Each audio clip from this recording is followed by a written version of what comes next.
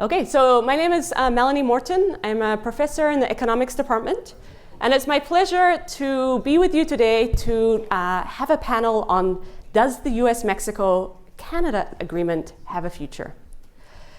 So looking at the most recent attitude data, the most recent Gallup poll from March 2022 shows that only 61% of the US population views foreign trade as an opportunity for economic growth rather than a threat to the economy. This level of support is about the same level of support as back in 2016 when NAFTA was still in force.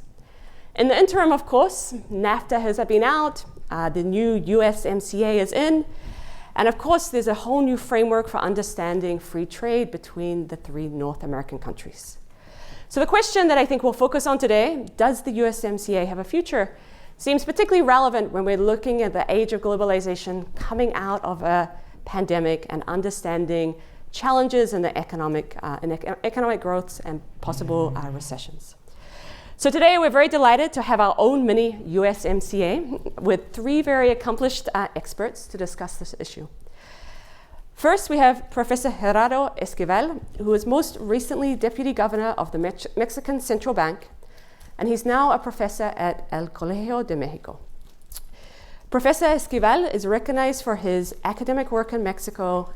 He's been awarded numerous prizes from the Mexican Academy of Scientists, as well as the National Public Finance Prize. Much of his academic work has focused on understanding the challenges of combating poverty and understanding labor markets and inequality in Mexico and Latin America. Professor Renee Brown, who will speak second, is the director of the Center for Commerce and Diplomacy at UCSD, University of California, San Diego, and is also a professor in the Department of Economics and School of Global Policy and Strategy. Professor Bowen's work focuses on political economy, microeconomic theory, and international trade. And Professor Bowen also currently serves on California Governor's Council of Economic Advisors. We'll wrap up the first part of the panel with the Honorable Perrin Beatty, who is the President and Chief Executive Officer of the Canadian Chamber of Commerce, which counts over 200,000 members. He has had an illustrious career spanning 21 years in the Canadian Parliament, including serving as minister in 7 different portfolios. Subsequently, he was a member of several private sector boards, served as president and CEO of the Canadian Broadcasting Corporation, and also served as chancellor of the University of Ontario Institute of Technology for several years. In 2018, he was made an Officer of the Order of Canada for a lifetime of public service. So again, we're delighted to have such an accomplished panel. We're going to start the panel with 15-minute presentations. We'll then go into a moderated discussion, and we'll have time for your questions at the end of the panel. With that, I'm delighted to welcome Professor Gerardo Esquivel to start us off.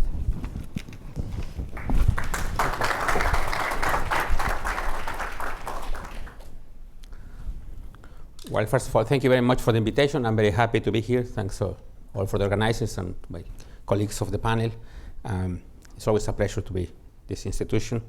I want to start talking about the question of the title of the session, does the USMCA have a future? A perspective from Mexico, that's the title of my presentation. And I'm going to start directly responding to the title of the session. Yes, we have a future. The USMCA has a future. It has a past, it has a present, and I think it has a future. We had NAFTA before, from 1994 to 2020. Now we have USMCA, and the question is, what do we want to have in the future for the region? Maybe a North American community, which is what just to use the words that the late Bob Pastor used to refer to his dream about what we should have for the whole region, and I think he was right. Bob Pastor, who was a professor at American University, has always this idea of bringing together the whole region and in a much broader integration than just trade and investment. And I think his dream goes in the right way, and probably we have to try to integrate much more ahead, not just in terms of trade and investment, but also in other dimensions. But let me just start giving you some my thoughts about the past, first of all, because as I said, if we want to understand whether we have a future, we have to understand where do we come from and where do we stand today. First of all, in terms of the past, we should remember that by the early 90s, that's a few years after the enactment of the US-Canada Free Trade Agreement, Mexico and by the then President Carlos Salinas de Gortari announced his intention of getting into an agreement with the two neighbors, the North American neighbors, with an FTA with USA and Canada, which was quite surprising in the sense that it was probably the first free trade agreement in which an emerging economy was trying to get into this agreement with the more developed economies. But even before that, one thing that we should understand is that at least Mexico and the US are what is called in the academic literature supernatural trade partners, which that means, this comes for the economists in the room, which I guess there are a few, this comes to the gravity effects in what determines trade. It depends on the size of the economies, on the geographical distance, and of course on the characteristics of the economies. And happens that Mexico and the US, we are neighbors forever, as the ambassador said, the two ambassadors said. We are neighbors. We have large economies, the US and Mexico, with large populations. And we also have complementary factor endowments, because Mexico and the US, Mexico has this ample endowment of unskilled labor, with the demographic composition, which happens to be complementary of the demographic composition of the US, at least right now, not in the future. In the future, we will become much more similar, but so far we are still pretty complementary. And we have so different specializations in terms of what we produce. So, and just to give you an idea, how is that we were natural trade partners even before any agreement was signed. By 1993, that's before NAFTA, more than 80% of Mexico's exports were for the US market, and more than 70% of Mexico's imports came from the US. So we were already trading a lot, but not as much as we are trading today. And just, but we were trading, and it was natural for us to trade for these reasons. And then in 1992, when President Salinas announced his intentions to get into this agreement, he also made all these other expressions that are in the presentation, just for you to understand what was behind the logic of the Mexican president back then. And he said, very importantly, we want to export goods, not people. And I think that was very interesting and very smart way to present the idea of trying to get into the agreement. Because as you know, migration has always been an issue, as we will address this in the next table. So he wanted to send the signal that, yes, we want further integration, but in terms of trade, and that might help to reduce the flows of labor as well. So this is one thing he mentioned. He also mentioned this idea of that was the future to improve the standard of living of Mexico. But also he said something which is very important for even in today's world, which is that will allow us to compete with regions which are getting together. Remember, this is 1993. This is after the fall, the collapse of the Soviet bloc and the Berlin's Wall and so on. So he said that will allow us to compete with regions that are getting together in Europe and in the Asian Pacific countries. So that was what he had in mind back then. And now what happened with NAFTA in terms of trade? This is what happened with NAFTA. This is Mexico's trade balance with different countries and regions. It starts in 1990, so the first years are pre-NAFTA, and then it's after NAFTA. The green line, which is almost overlapping with the brown line, is the trade balance Mexico-US, and Mexico-US plus Canada. So as you can see, what we have had in Mexico is this huge surplus in trade with the US that has grown from being almost zero to more than 150 billion today. And instead, we have a large deficit with the rest of the world, particularly with the East Asian economies, particularly with China, but not only. And that in total, that comes to almost zero balance with the rest of the world together. But this graph which shows how much has trade grown and in which way it has grown, which is basically in favor of this surplus of Mexico. We are exporting much more manufacturing goods today than we used to. This explains a lot of what has happened with NAFTA and the perceptions with NAFTA in both countries. In the US, some, as you know, that was the effects of NAFTA, and now I'm going to talk a little bit about the USMCA, and I would say that USMCA was an unlikely agreement given the context in which happened, the renegotiation of NAFTA.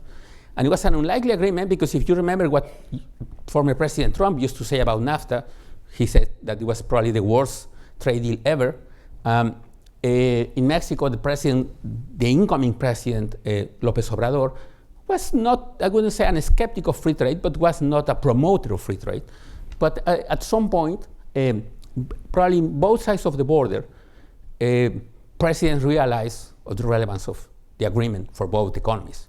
It was probably it was unlikely to get a renegotiation, but was probably even more unlikely to get rid of the agreement, because the agreement was so important for both economies. I mean, if you realize that we have this 150 billion deficit from the U.S. with Mexico, just imagine the relevance of that for the Mexican economy in terms of jobs and economic activity in general, but also in terms of consumption for the U.S. market. So we have become both countries interdependent in this dimension as a result of NAFTA.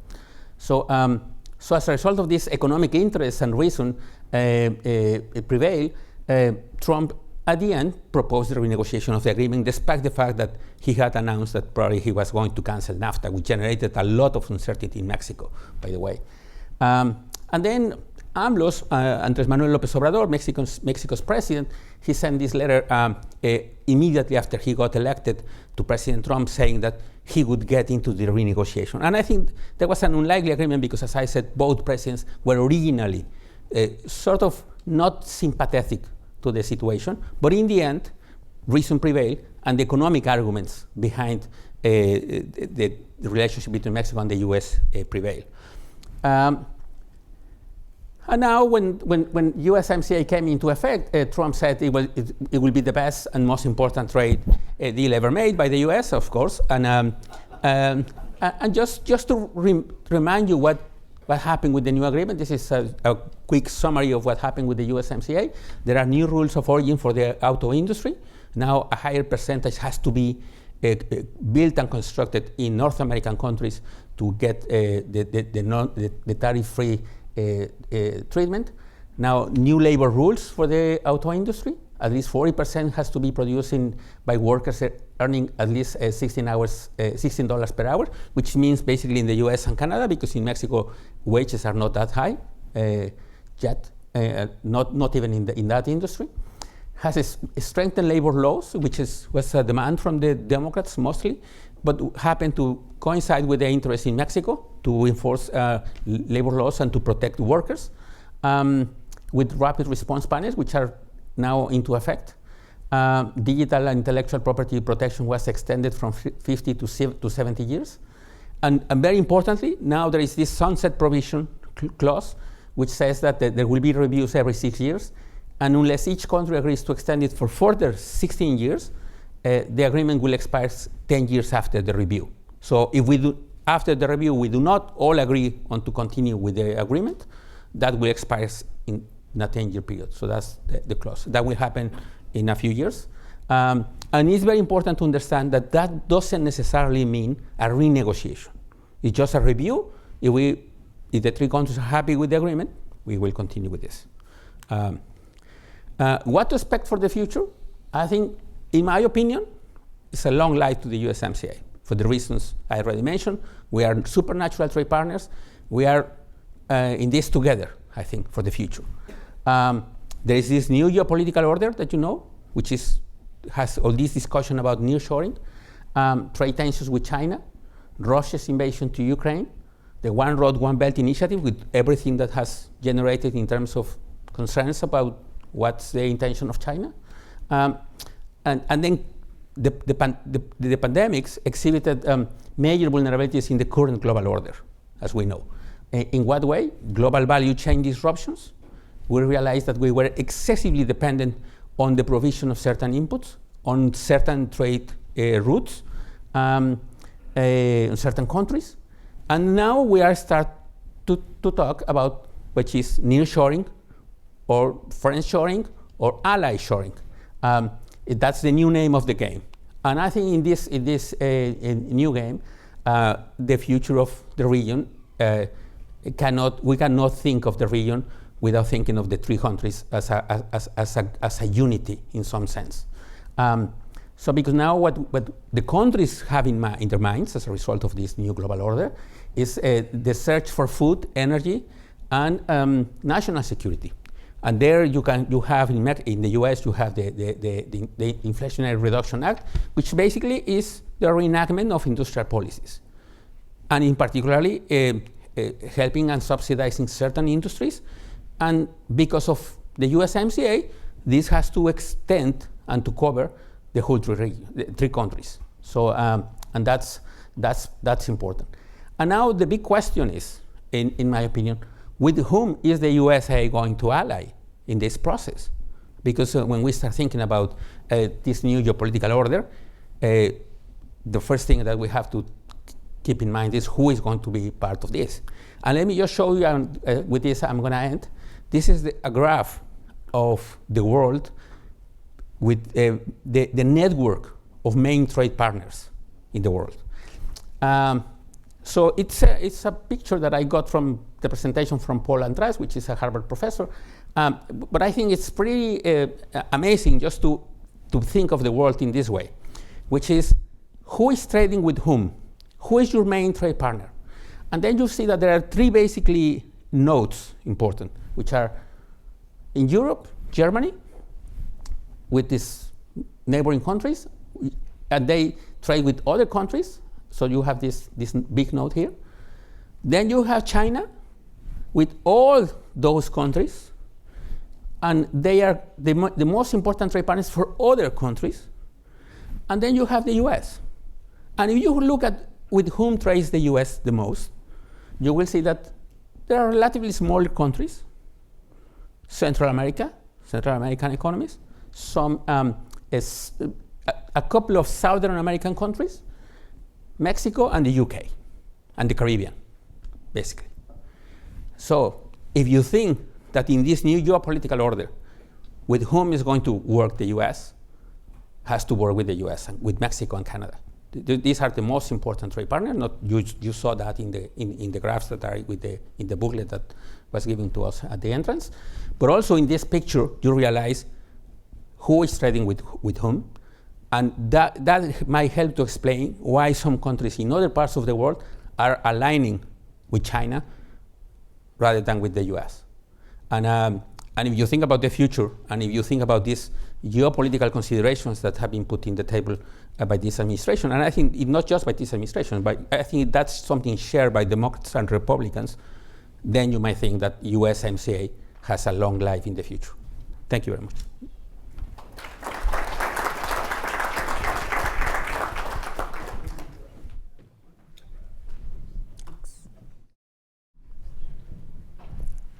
Thank you so much for that. Thank you so much for inviting me. I'm really delighted to be here, especially because I'm actually a microtheorist. My day job is studying game theory, and you have graciously allowed me to do my moonlighting as a trade policy talking head. So the purpose of my talk is really to think about USMCA in a global context. And I say global context, but really I'm based in the United States. I sit on the Council of Economic Advisors for the Governor of California. So this is going to be very much a US perspective. That's the first thing I wanted to say. So as far as trade agreements go globally, the tendency has been towards what we call deep trade agreements. And so what we see over time is, first of all, that preferential trading agreements have exploded over time. We've gone from preferential trading agreements, let's say in the 1970s, in the order of 10 or so. Now we're looking at hundreds of preferential trade agreements. And when we say preferential trade agreements, these include the larger ones, such as the WTO. These will include the narrower ones, such as USMCA. It would also include things like RCEP in Asia, or Mercosur in Latin America.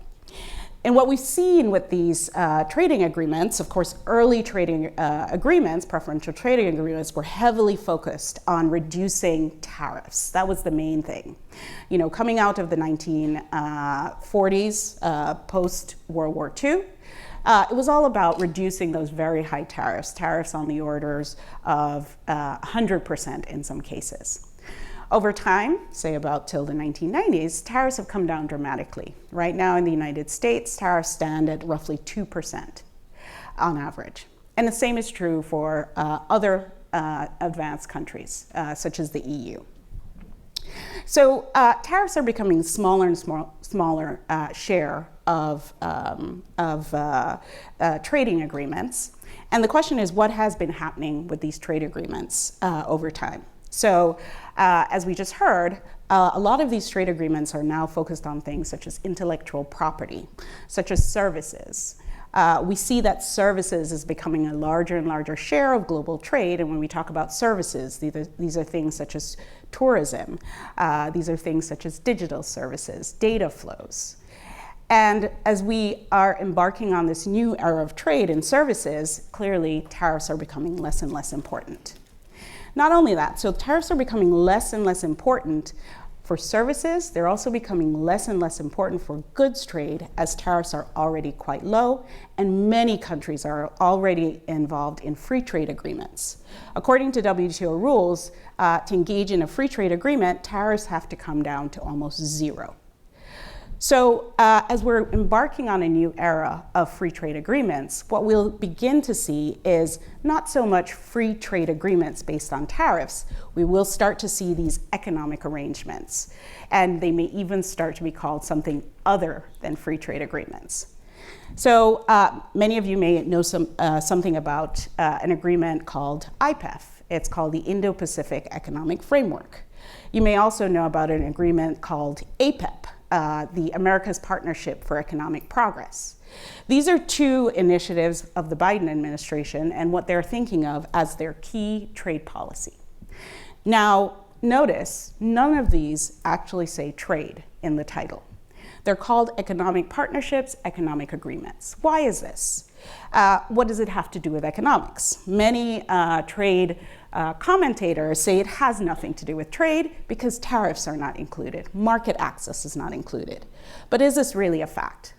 What they're focused on with a number of these agreements are other parts of deep trading agreements, such as trade facilitation, reducing barriers to getting across a border, simplifying customs processes. In one report by the WTO, simplifying customs processes would account for a 14% reduction in trade costs. When we think about average tariffs of 2%, that gain is much larger if all we are doing is reducing trade facilitation costs. Another part of this is bureaucratic red tape. Some of these modern trade agreements are working towards having digitizing customs processes. Imagine having to spend hours and hours and many waking moments having to fill out paperwork for customs. Many of you have probably tried to do this. I personally have tried to do this. It is a nightmare. And so as we're digitizing and simplifying these customs processes, we're actually making trade freer. Another component of this, when we're thinking about these bureaucratic processes in customs, is that they're outsourced to some sort of trade facilitator who you then have to pay, increasing further your trading costs. Being able to do this directly through an online platform or through a digitized system makes this a much easier and cheaper process, opening up trade further. The final part of these deeper trade agreements, especially now, has to do with digital services trade, of course, very important to what's happening right here in Silicon Valley. The name of the game now is trade in data. And there are many potential barriers to trade in data. Data localization is one of those potential trade barriers to data services trade. Other trade barriers can exist. Regulations that start to restrict data flows across countries. Allowing not having harmonized processes for data flows, simply technological processes for data flows, can actually restrict trade in data.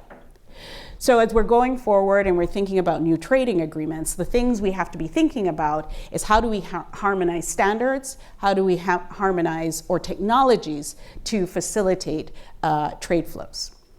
So I'll tell you about an interesting thing that you can do if you're in Singapore and you're trading in Indonesia. In Indonesia, you can access just through an app anything you want in Singapore. That's what people are thinking about as they're thinking about freeing up trade. The same would not be true if you're thinking about trade between Australia and the United States. And of course, all of this is being shaped in a changing geopolitical context. So again, we were just reminded of that changing geopolitical context.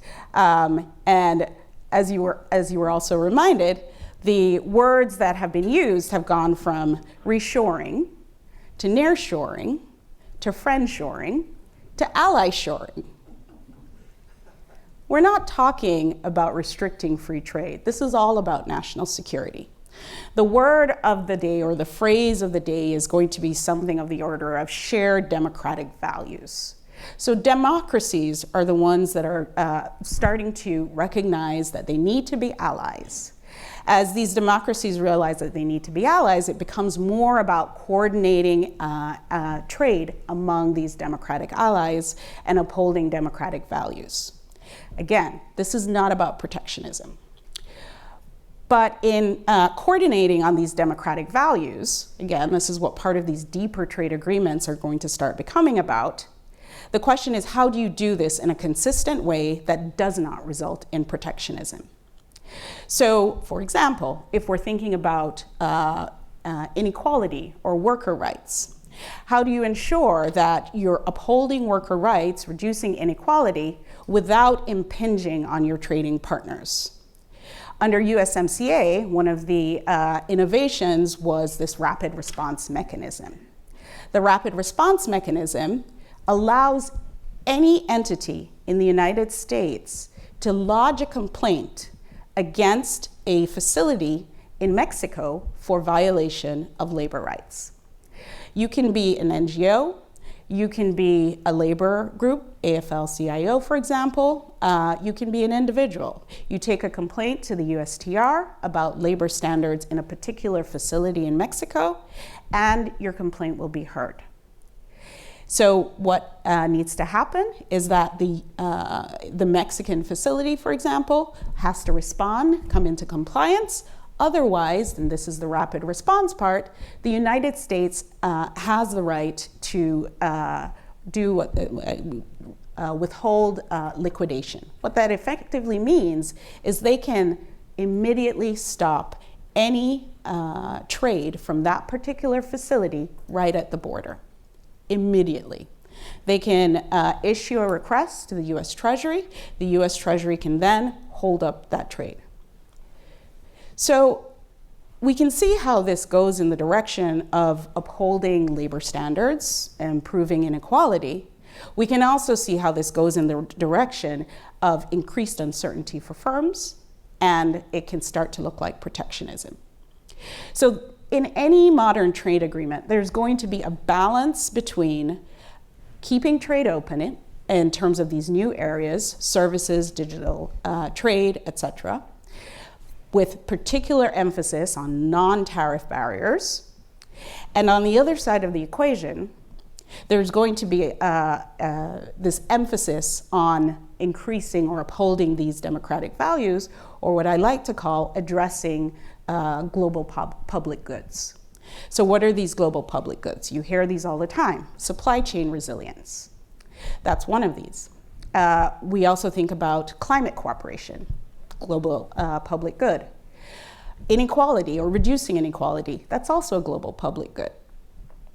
And of course, upholding labor standards. So in each of these, call it democratic values or global public goods, trade is always implicated. Of particular concern would be something like climate. Countries have typically pursued climate policies at the domestic level. They've viewed it very much as domestic policy. But we're living in a world where you cannot address climate issues without simultaneously coordinating on trade policy. The EU has recently imposed or introduced a carbon border adjustment measure to complement their exchange trading system. That becomes a trade policy. That needs to be done in coordination with trading partners. The US and the EU have embarked on a green climate deal on steel. Again, this implicates trading partners who are trading in steel. So with all these climate mitigation strategies going on, trade is implicated. The WTO itself recently signed a fisheries agreement. They also recognize that climate has to be included in their discussions of trade. So as countries move forward and deepen these trade agreements, you'll see more emphasis on climate and trade coordination. You'll see more emphasis on labor standards agreements, such as the Rapid Response Mechanism in USMCA. And you'll see a lot more emphasis on ensuring supply chains are working properly. With regards to supply chains, of particular concern in the United States, we all know about semiconductor supply chains. The second one is pharmaceuticals. Now, what's interesting about the semiconductor and pharmaceutical supply chains, especially as it relates to USMCA, is that we're back to goods trade. As was pointed out, Mexico is a natural partner for manufacturing with the United States. If we're thinking about shoring up supply chains, yes, it's important to think about shoring up supply chains between the United States and East Asian countries. That's what IPEF is about. But there's this entire continent of South America that's right here and is also an important component of this. And these things need to be coordinated. And that's what the America's Partnership for Economic Progress is also about. And so you'll see these two agreements, the Indo-Pacific Economic Framework and the America's Partnership for Economic Progress, moving forward in terms of pillars. There'll be a standard trade pillar, mostly aimed at digital services trade. There'll be a supply chain pillar, there'll be a climate pillar, and there'll be a labor pillar, or what they call fair economy. So if we're moving forward with USMCA, the other thing to think about is domestic politics. So why did the WTO fall apart? The WTO fell apart because of the WTO's dispute settlement mechanism, or the appellate body, and the US saw themselves as unfairly treated via the WTO's appellate body. What were the major concerns? What's called trade remedies, anti-dumping duties, countervailing duties. It turns out that these are narrowly focused on a very particular set of industries, manufacturing and steel. So if you really boil everything down, why did the WTO fail? It's because of domestic politics related to manufacturing and steel. Congress has the pen when it comes to trade policy in the United States. As USMCA moves forward, the things they want to think about is how to coordinate USMCA with these US domestic policies, particularly IRA and the CHIPS Act. And this, of course, comes back to climate and supply chain resilience. So I'll stop there for now, and thank you so much for your attention.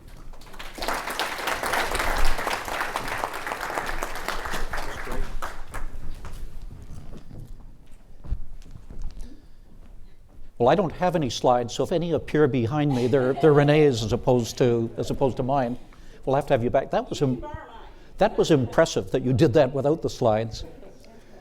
Let me say first of all how grateful I am for the invitation to be with you today. Not only is the symposium about the fate of USMCA, or CUSMA as we call it in Canada, very timely, but it's an opportunity for me to visit this justly famous and beautiful university for the first time. As a matter of fact, when I get back home to Ottawa tomorrow, I intend to change my CV to say, he went to Stanford. Now, I recognize that many of you may find this a bit presumptuous on my part since I'm only here for the afternoon, but my tenure as foreign minister was only a few months longer than that. I include that on my CV, so I think it's absolutely a legitimate addition. My one regret about being here on this visit is that George Shultz is no longer with us. George was a remarkable human being. He was one of the most influential US Secretaries of State and a distinguished fellow and professor here at Stanford. I first met him when we served in our respective governments, but I came to know him much better when he served as the US chair of the North American Forum. George was one of the strongest and most articulate proponents of North America. He argued forcefully that, in his words, foreign policy starts in your neighborhood. And he reminded us that President Reagan's first international visits after his election were to Mexico City and to Ottawa. George's insight that we should start with our neighbors when we consider our relationship with the world is still highly relevant today, and particularly in the context of USMCA. Now, I won't dwell on what you already know and what you've heard already this afternoon, that since 1989, North American free trade agreements have generated economic growth and rising standards of living for the people of all three member countries. By strengthening the rules and procedures governing trade and investment throughout the continent, USMCA has created a more economically integrated North America and has delivered major benefits to businesses and to citizens across all three countries. Today, the need for a more integrated North American trading relationship is clear. Around the world, a confluence of disruptive forces has exposed major weaknesses in our global trade infrastructure. Although we've made major strides in managing pandemic-related disruptions to our highly globalized supply chains, post-pandemic economic recovery remains challenging. Changes to consumer demands, labor shortages, and other structural factors have created a perfect storm of bottlenecks and of back orders. The cost of consumer goods, including food and energy, is rising. And Russia's invasion of Ukraine, as well as other major geopolitical challenges, has only exacerbated this difficult situation. We've also learned that many issues can't be resolved by countries acting alone. Climate change, pandemics, global security, migration, food security. These issues require international collaboration. By now, it should be evident that even the problems of the US southern border can't be resolved through unilateral action at the border alone, but rather must be addressed hundreds and even thousands of miles away at their source. Now, in this highly uncertain international climate, jurisdictions around the world are looking for stability and for predictability. They're turning to their most trusted allies, reinforcing the resilience of their supply chains and their manufacturing capacity by prioritizing trade with reliable partners. As members of one of the world's largest free trade zones, Canada, the United States, and Mexico have no better friends than each other in this regard. All three members bring significant advantages to the table. For example, Canada's agriculture and energy sectors are ranked as the 5th largest exporters in the world, while our fertilizer industry ranks as the 3rd largest global producer and the #1 producer of potash fertilizer. All three sectors are considered among the most innovative and sustainable in the world. And Canada can play a vital role within North America to help meet the growing demand among our international partners for the 3 F's: food, fuel, and fertilizer. I'd argue that at this critical point in world history, it's not only an opportunity, but an obligation for us to do so. The current moment also presents an important opportunity for North American partnership at a time when many in the international community are acting urgently to lessen their dependence on non-market economies like China. Renee alluded earlier to the fact that increasingly we're talking about what we share together as industrialized democracies. And I want to come back to that, I hope, in the discussion section a little bit later, because I do believe that there's an existential contest taking place between systems today. and that we have to understand that, and that we should be working together with people who share our values to strengthen our position in the world as democracies.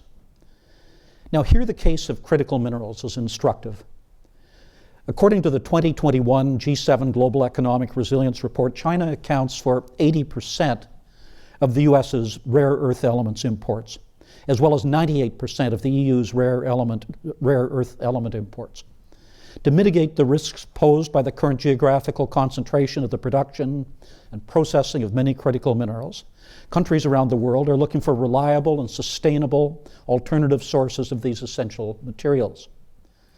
Given our enormous resource wealth, Canada is exceptionally well placed to secure a more sustainable and resilient supply of critical minerals for North America and for other democratic nations. President Biden's recently announced $250 million in Defense Production Act funding available to Canadian critical minerals mining and processing companies is an important development that speaks to the growing recognition that a collaborative North American approach is needed on this front. It is true that China today is the world's largest manufacturer and trading nation. However, it's also the case that as of 2020, the combined real gross domestic product of the USMCA countries is roughly 30% of global GDP, which is larger than China's, as well as larger than that of the European Union. Although all three USMCA countries have their own foreign policies and national security objectives, we share a common interest in ensuring the availability of key materials and the resilience of supply chains. By deepening North American trading ties, the USMCA can serve as an important counterweight to China's trade and manufacturing dominance, particularly in key supply chains like critical minerals, batteries, and pharmaceuticals. In the competition between competing political and economic systems, our three market-based democracies are much stronger when we stand together than if we try to face the challenge alone. USMCA has provided a solid foundation for building our collective future prosperity, for what George Shultz called, in his words, the North American global powerhouse. However, the opportunity for North American leadership on the international stage will require ambition and action from all three of us to realize the agreement's full potential. As has been mentioned, as mandated by USMCA Article 34.7, the three countries will be sitting down in 2026 for the first 6-year review of the agreement. The upcoming review should be used not only as a tool to assess how the agreement has been doing, but also as a mechanism for evaluating areas and sectors where we can strengthen trade and enhance our citizens' prosperity. Now, there are many opportunities for intelligently deepening North American economic collaboration. And I want to briefly cover a few areas that are priorities for businesses and that might be considered low-hanging fruit. At the North American Leaders Summit in January of this year, all three North American leaders agreed to cooperate on a range of supply chain-related initiatives, focusing in particular on semiconductors and on critical minerals. There's an immense opportunity to leverage USMCA to similarly strengthen supply chain integration. Where there are known vulnerabilities in current supply chains, whether in raw material extraction, manufacturing, or even transportation, the existing framework of USMCA provides a strong basis for a friendshoring agenda that bolsters North American manufacturing capacity, economic security, and overall competitiveness.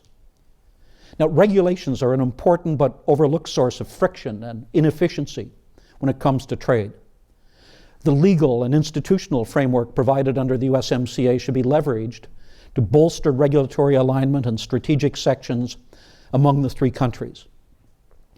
By aligning technical regulations and standards, and by instituting mutual recognition covering new supply chains in important areas like batteries, EV components, and semiconductors, we can minimize unnecessary costs and enhance the competitiveness of trade within North America. We can also do much more to both strengthen security and reduce friction at our borders for legitimate goods and travelers which is essential to North American economic competitiveness. USMCA partners should work to develop a shared agenda on borders, particularly in light of the experience during the pandemic where border closures by all governments were uncoordinated, leading to delays and to confusion. All three governments should look for ways to expand trusted traveler programs like Nexus and FAST to allow low-risk travelers and goods to pass across borders more efficiently and with enhanced security. Better coordinating our border management and improving customs procedures will help us build more resilient supply chains. In advance of the review, all three governments should appoint a joint task force to explore these and other areas for deeper collaboration. Our goal should not be to circumscribe trade or even to simply hold on to what we have now, but to enhance and to strengthen it to the benefit of all of our citizens. Now, for these efforts to be successful, our leaders have to recognize that businesses and not governments are on the front lines of global commerce. Businesses are intimately aware of the intricacies of their supply chains. They must be fully engaged to ensure that economic policies are properly aligned with business realities. We know that there are risks, though, as we approach 2026, risks that involve growing protectionism on the part of countries.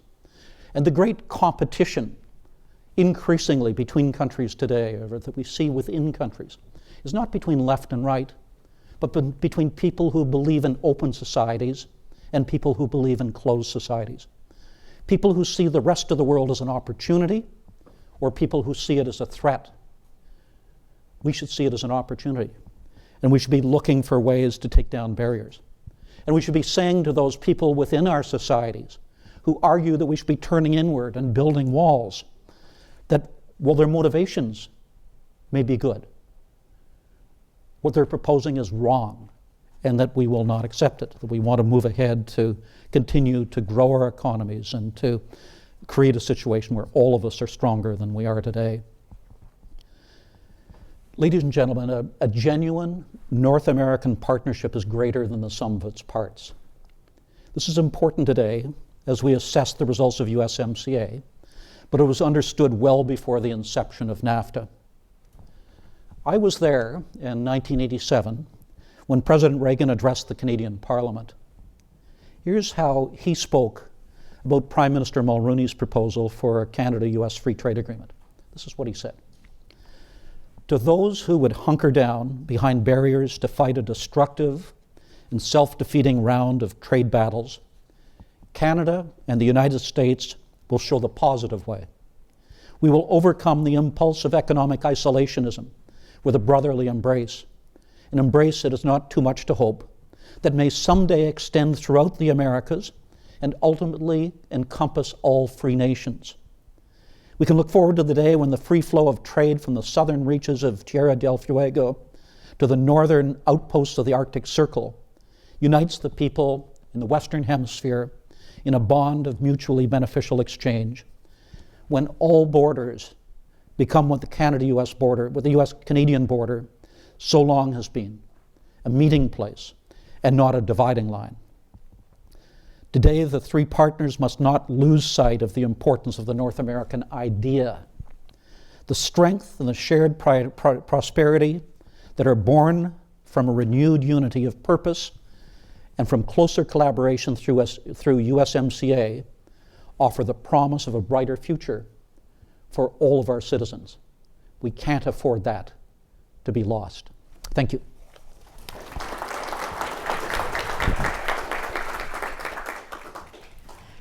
Well, thank you to all three panelists for such a wonderful introduction and discussing again these concerns. And there were very many common themes, I think, across all three presentations.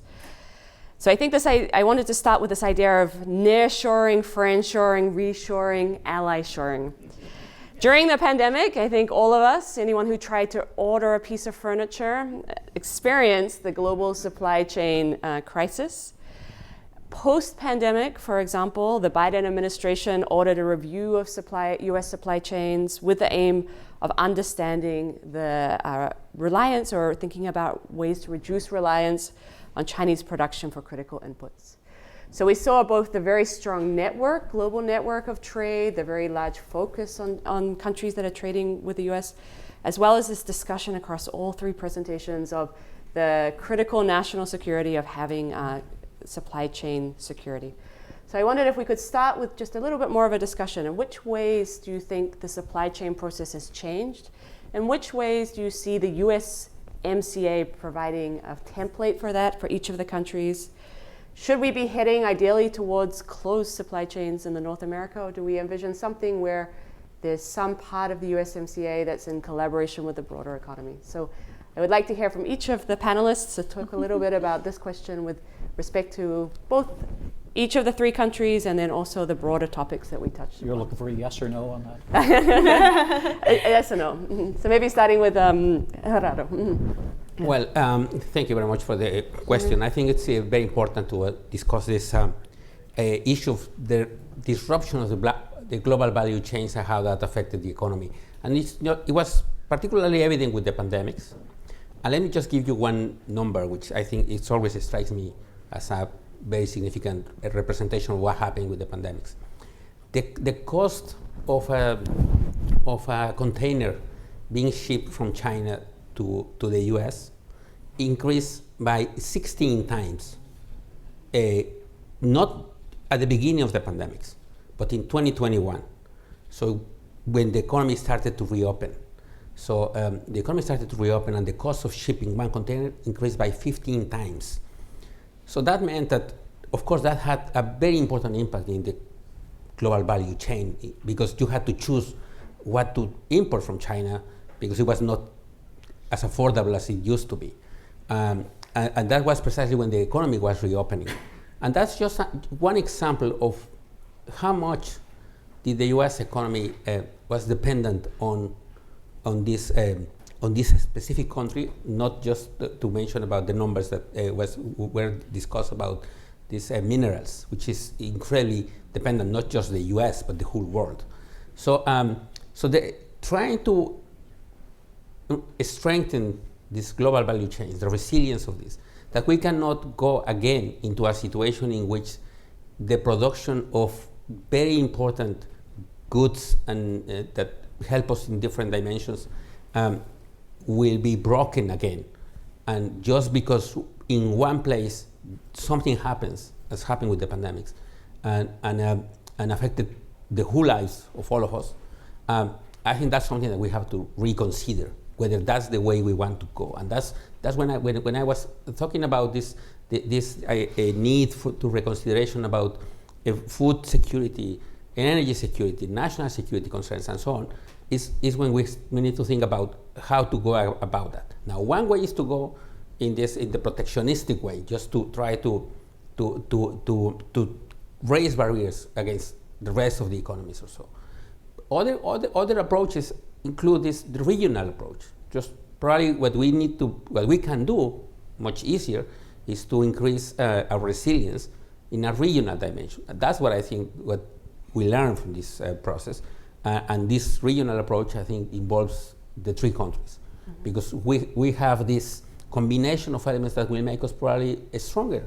After all, I mean, we can depend on each other, but as long as we share values, as you said, as long as we have liberal democracies, as the three countries are, as long as we have probably different approaches in other dimensions, but if we share the more fundamental things about free trade, democracy, and so on and so forth, I think we can strengthen the whole region and making the value chains more resilient if we go ahead together in the way in which was just described. Probably, I think, was a very good description of. So this idea of shared democratic values, I think both Renee and Perrin alluded to in the talk. So I'd love to hear a little more about how this fits into this challenge of global supply chains. So, on global supply chains, I just want to completely double down on Perrin's point that it's a matter of business. Governments have no business talking about global supply chains. Typically, when I start hearing politicians talking about global supply chains, I sort of shake my head. But the reality is there is some coordination to be done on, for example, ensuring that you can have your furniture. I'm not sure if you tried to order a refrigerator or a stove lately. It's something like 18 months lead time. I got really lucky this weekend. My fridge broke down. Everyone was telling me 18 months. Someone happened to have a model that was out of stock right there. So this is about business, but at the same time, there's a role for government to coordinate with business to ensure these supply chains are working properly. And as these supply chains have gotten more, to be global, that's also not going anywhere, right? Companies are always going to be seeking the lowest cost sources for their products. As long as that's true, companies are always going to be looking across borders. As long as that's true, governments will be implicated. And so going back to what I discussed about having these deeper trading agreements have to account for supply chains. And as a result, they have to be done in coordination with businesses. So there's been a typical sort of rivalry between business and government. And those days have to be over when we're talking about trade. We have to be talking about business and government together working on trade. And not only big business, not only the traditional sectors, we have to be talking about business all along the supply chain. When we talk about semiconductor supply chains, again, it's almost comical listening to policymakers talk about supply chains. They think supply chains are all about foundries. You can build all the foundries you want. If you have no electrical engineers, you are not going to be able to use those foundries. If you don't have the boards to attach these semiconductors to, these foundries are useless. So you have to be talking to those businesses that actually know what they're doing when it comes to supply chains. And that's something that governments have to do, but the companies also have a responsibility to approach these governments and, and engage them in these conversations. So I'll stop there. And I think, Perrin, I'd be very interested to hear both follow up on this as well as coming back to this idea of the importance of shared democratic values that you sort of wanted to highlight as one of the benchmarks of the USMCA partnership. Let me look at a couple of aspects of the questions you've asked. The first is going back to COVID. COVID taught us both about the fragility of supply chains and about the resilience. It's quite extraordinary that supply chains worked as well as they did under the pandemic, where it could have been absolutely disastrous, where none of us knew what to expect. Having said that, I think it should cause each of us to take a look at where were the fragilities that were shown there. How do we shore that up?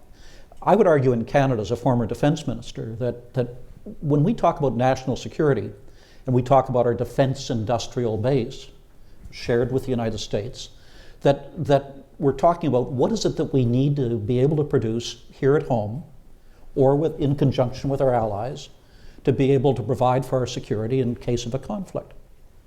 I'd like to see us define national security more broadly, not simply in terms of how do we avoid somebody attacking us in a war, but rather security against pandemics, security against natural disasters, security against a range of other issues, including climate change. And we need to ask ourselves, and I'm an advocate of globalization. I believe very strongly, and I agree entirely with Renee, that business is going to be looking for where can they get a secure, low cost source of supply. That will always be the goal. But secure is the important element there. And increasingly, companies and countries are going to need to look at how do we ensure that we have the security of supply at the time that we need it. And there are many ways in which you can do it. You can stockpile. You can diversify your sources of supply. You're not getting it all from China, you're going to Vietnam or to Bangladesh or to some other country to source it. Or you can build it at home, or you can near source it, or friend shore it. There are many ways of doing that, and there's no one size fits all solution to that. Let's come back to the question of values and of democracies. As we're sitting here today, our leaders are at the B7 in Hiroshima. They're talking about adding more sanctions against Russia, using an economic tool, the marketplace, to punish Russia for its illegal invasion of Ukraine. The simple fact is that globalization, as we had come to know it during the 80s and 90s, the early part of the 21st century, now is a thing of the past. We're seeing increasingly that political factors and political alliances are reshaping the nature of the global economy.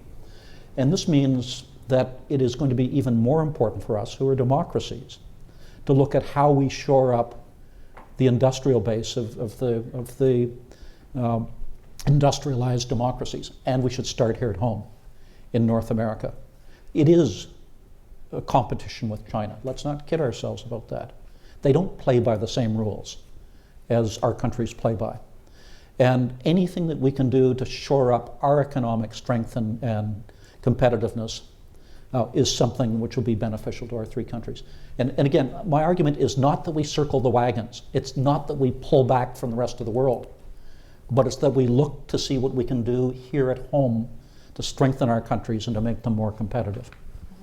Can I have a follow-up? So just a follow-up on the democratic values in China and Russia.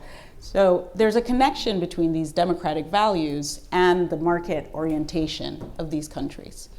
In a country such as China, where it's a non-market economy, the government really is at will to interfere in, and I use that word, I should say, engage with the business. It's really difficult to separate what's happening in the government from what's happening in businesses. This is not true in the market economies with which we trade for the most part. We can figure out what is a government policy, what a subsidy actually looks like, and what is actually going on in the market economy. So these shared democratic values are sort of intertwined with these market ideals. And let's not kid ourselves. We all countries do something on the order of intervening or getting involved with businesses. And the more we do that transparently, and that's what I think these allies, these democratic countries do, we try to do this more and more transparently, is the better we can actually coordinate. And so the distinction is really between countries where we cannot see what's happening in the economy and with the markets, and countries where we can. And I'd go a step further to say the distinction is between countries that believe in the rule of law, Yes. whether in a political sense or in an economic sense, and those who do not. I would agree. And when you're dealing with a country that will trump up bogus claims that, for example, foodstuffs being shipped to them are somehow deficient, so they can put an impediment in the way, and where they confuse where they confuse their domestic audience on that, and where they use economic tools to gain as a tool of political leverage against us. I think we have to be aware of that, and we have to be prepared to respond to that. I am very comfortable trading globally with any country that believes in the rule of law. But with countries that do not, we put ourselves at risk. So I think it's important to think both about the support and the alliances globally, but a big component, and this is coming back to that poll I alluded to at the start. You know, in the U.S. currently, it's just over half, 61% of people view foreign trade as an opportunity for the country. A big part of this is, of course, is understanding the potential downsides or concerns about loss of jobs. And the USMCA had a large component of labor rights. So coming back to sort of ask how effective have the labor rights included in USMCA been in countries? A lot of the focus was on improving conditions in Mexico and thinking about inequality, but also on thinking about understanding the impacts on both the US and the Canadian economy. Well, this thing with labor provisions in the agreement, I think was interesting because it was originally it was seen as a way to reduce the risk of what it was perceived as an unfair competition by having low wages, lowest labor standards, and so on in Mexico, particularly in Mexico, of course. But right now, the idea of including this provision on the labor segment in general of the agreement, I think was received differently in this occasion because there was this combination of interest coming from the U.S., having in the idea of trying to improve the conditions of workers and the labor sector in Mexico, but also with the new administration that also wanted to do something about it. I mean, the new administration of López Obrador was much more concerned probably about this, what was happening with labor, with unions and so on, in many dimensions, including the representativeness, whether they were actually working in favor of workers and so on, but also in terms of wages, for example. This administration has basically doubled down minimum wages in real terms in 4 years. So all this happened to coincide the vision of the government, on the one hand, in terms of protecting workers as well and increasing their rights and so on, with the demand that was coming from the U.S. So I think it was a good coincidence in that sense. And as far as I understand, this mechanism that we were mentioning before about the rapid response mechanism has been working pretty well, so that when someone here in the U.S. claims that something is not working well in a facility in Mexico, the Mexican government has to respond very rapidly and trying to show that that is either happening or not happening or doing something about it. And that seems to be working pretty well as far as I understand.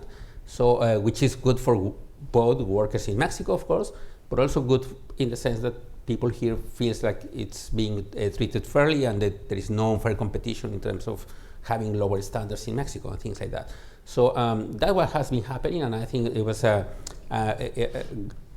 good in the sense that coincided that in time these two administrations with similar views of what to do about that, and with a government that doesn't have the idea, probably from previous administrations, that the way to compete was by having lower wages. Yeah. So that's not the way to compete, So clearly. can I just sort of riff on that, and going back to even the democratic values. So this is really nice that in the US, they're also trying to sort of reduce this inequality. So there are these famous papers by Gordon Hanson and co-authors that show how much trade with China had affected manufacturing workers negatively. And so that is part of why the rapid response mechanism came about from the US side. And it's kind of nice that it's there's a complementary impetus on the Mexican side. So this rapid response mechanism is becoming the template for other trading agreements. So the Indo-Pacific Economic Framework, the America's Partnership for Economic Progress, these agreements are also looking to this rapid response mechanism. And it comes back to this idea, do we really care about labor? If we're thinking about countries that are quite fine exploiting their labor, then these might not be the countries that we're engaging with in trade. Mm-hmm. And we hear a lot, I think, a lot of this focus just in the last minute or so before we open up the floor. A lot of the economic debate in the US is very relevant. It's obviously been a big part of some of the big political changes we've had over the last few years. How is this debate seen in Canada with the trade-off, or is there a trade-off between trade, domestic manufacturing, labor rights? Not labor rights per se. I think there was a concern in Canada that when we entered into NAFTA, that we would have an uneven playing field there, that we simply wouldn't be competitive because of lower wage rates in Mexico. But in principle, our goal is simply, let's take down the barriers and let's allow business to compete. And all of us will benefit from that as a consequence. It's interesting, when we entered into the Canada-US Free Trade Agreement, I was part of the government that brought that in. I was in cabinet at that time. And a majority of Canadians, the 1988 election was fought on the issue of free trade.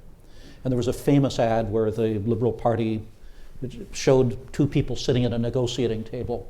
There was the poor Canadian, there was the American with French cuffs with expensive cufflinks on, saying there's just one line in the agreement that we want to change.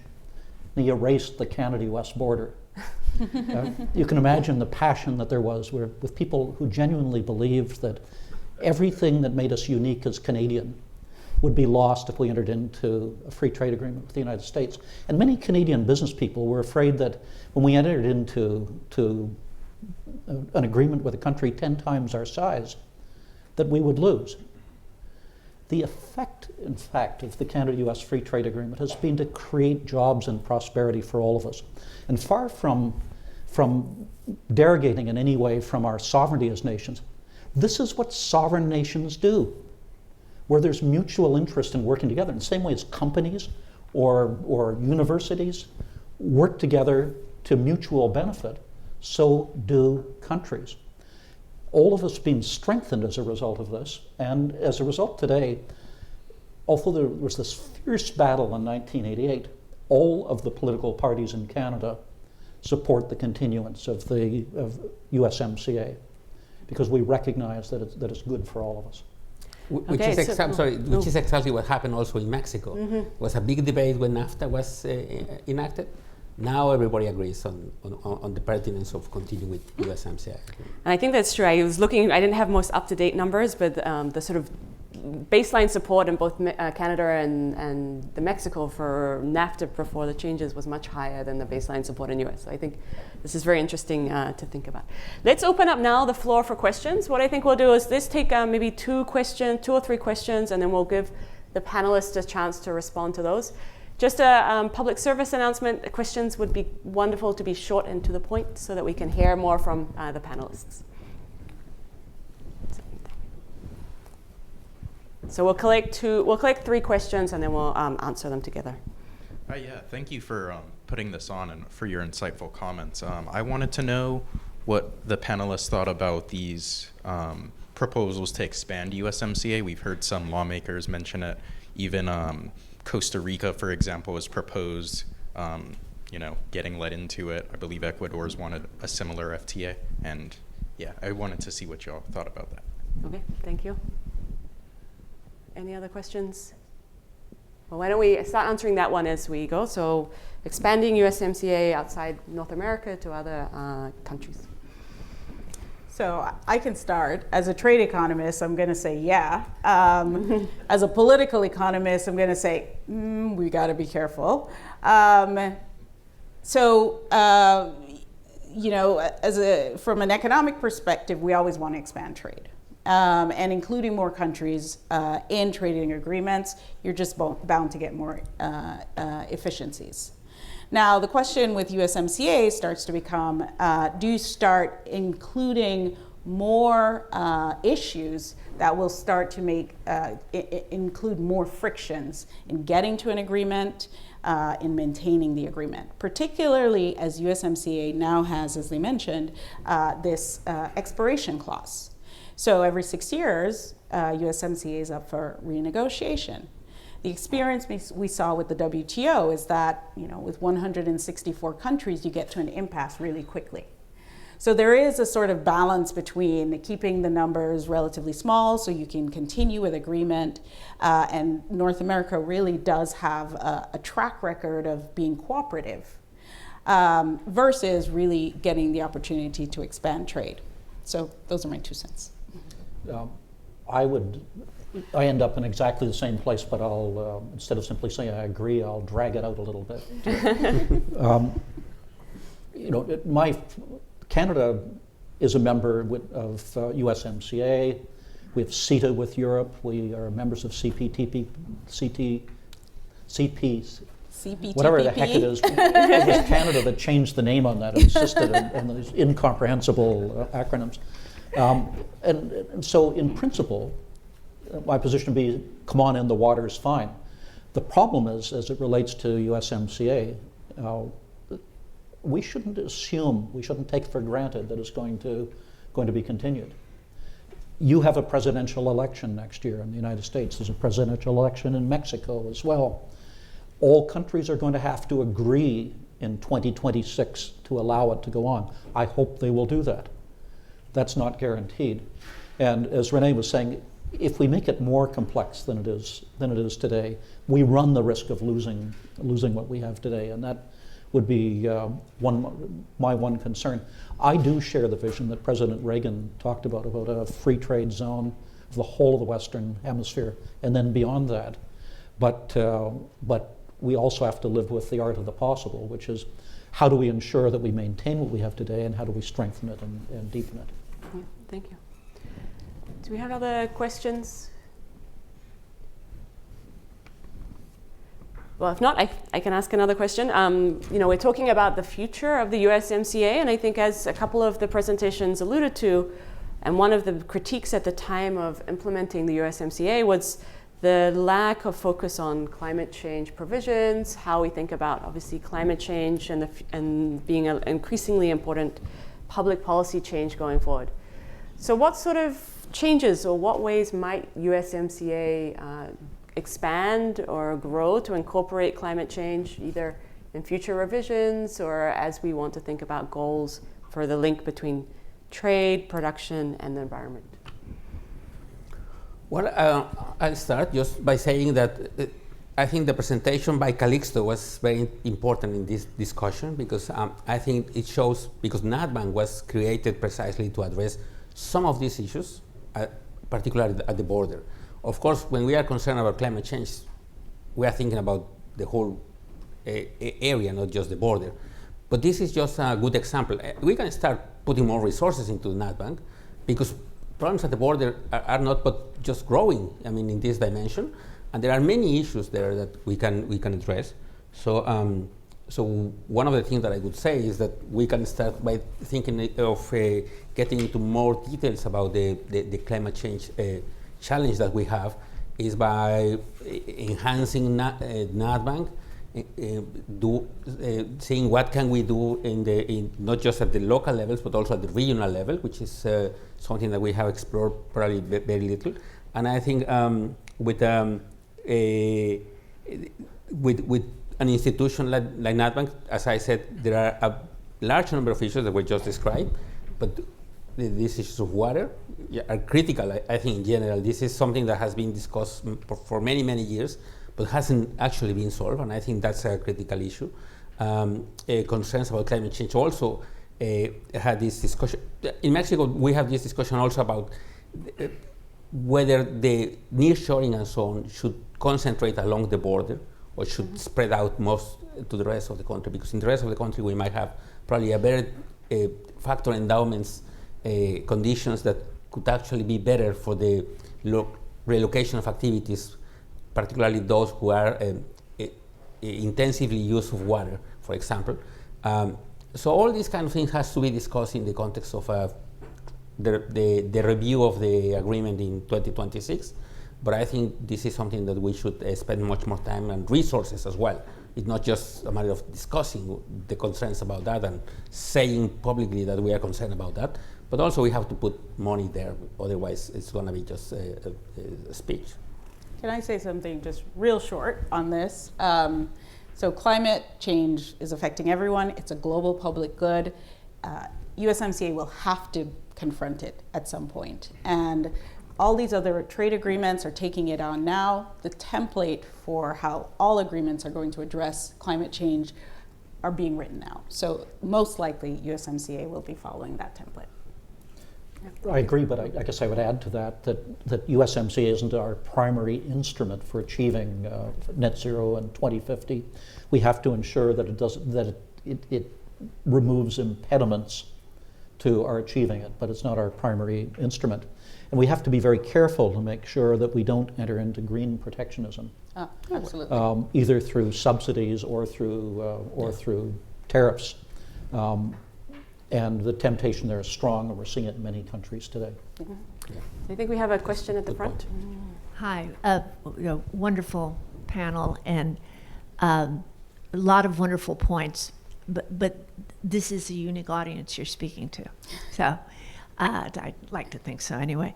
Who shoulders the responsibility for communicating to the populace, to the electorate, these kind of complicated deals? Because I think what we've seen is if you don't do that, I'll use a radically different example, which is Britain dealing with Brexit. If you don't communicate, if you try and communicate the benefits, the complexities, this has to happen, that has to happen to the population in the same way that you would communicate it to policymakers or economists, it doesn't usually go well. So who has that responsibility, thinking about the future and where you want to go? So I can answer for the US. It's pretty easy. Everyone and no one. Everyone has something to say in their self-interest. No one is thinking about the big picture, and the people who do, like academics, well, you know, we don't really have the incentive to go and talk to everybody. So if you want to create that incentive, someone wants to put money behind that, sure. Renee and I agree too much. But the same thing applies in Canada as well. Let me reframe this a bit. We have to start talking about the idea of North America. If you were to go outside onto the street here today and ask people, who's a North American? The answer would be somebody who lives in North America. You get the same answer in Ottawa or in Mexico City, I suspect. That's very different from Europe, where they created a project where being European and being German isn't contradictory. It's part of the same personality at the end of the day. That was lost ultimately in Britain, unfortunately, which is why Britain has this self-inflicted wound today. We need to go beyond simply the dollars and cents mechanics of USMCA to be talking about why a strategic partnership among our three countries is critical for all of us and how we all benefit from this.